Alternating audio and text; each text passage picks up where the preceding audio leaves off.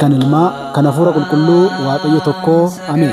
Jaalatamtoonni fi kabajamtoonni maatii Waaqayyoo biyya keessas biyya alaas teessanii fuula miidiyaa kanaan nu hordofaa kan jirtan nageenyi Waaqayyo isiniif haa baay'atu. Akkam jirtu?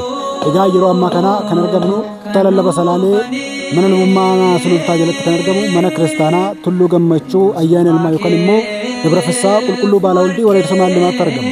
Egaa manni kiristaanaa kuni jalqabarraa mana kiristaanaa isa duraa kana akkuma naannatti jirtan manni jalqabaa kun jechuudha bara 1972 kan hundeeffame yoo ta'u tajaajila eegalee waggoota dheeraadhaaf tajaajila kennaati kan turedha.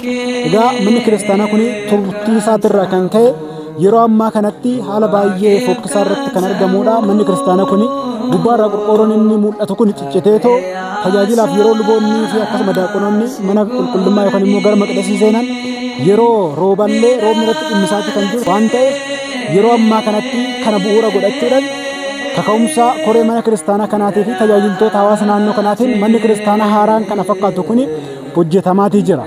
Egaa akka eeyyama Waaqayyoo ta'e manni kiristaanaa kun sadarkaa amma mul'atu kanarra gaheetoo kan jirudha. Kanumaanis immoo tajaajilli yeroo gabaabaa keessatti gara kanatti akka darbuuf jecha aarsaa gurguddaa kaffalaatii hojii gurguddaatu hojjetamaatii jira.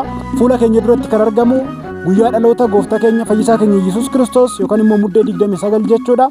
Fannoon gooftaa asirratti kan koru waan ta'eef guyyaa kanatti saboonni kiristaanaa magaalaa sulultaa aanaa sulultaa akka waliigalaattii fi akkasumas Finfinnee keessa jirtan guyyaa kana mana kiristaanaa ishee baadiyyaa kanatti argamuudhaan ayyaana dhalachuu gooftaa keenya fayyisaa keenya Yesuus Kiristoos akka kabajan asumarraanis guyyaa sana ganamarraa kaasee akkuma sirni qulqulleessaa yookaan sirni qiddaasee xumurameen guyyaa sanatti fannoon gooftaa kan koru waan ta'eef guyyaa sana hundumti keessan argamtaniitoo akka sirna kana wajjin kabajnu akkasumas eebba Waaqayyoo akka qooddattan isiniin jenna. Galatooma.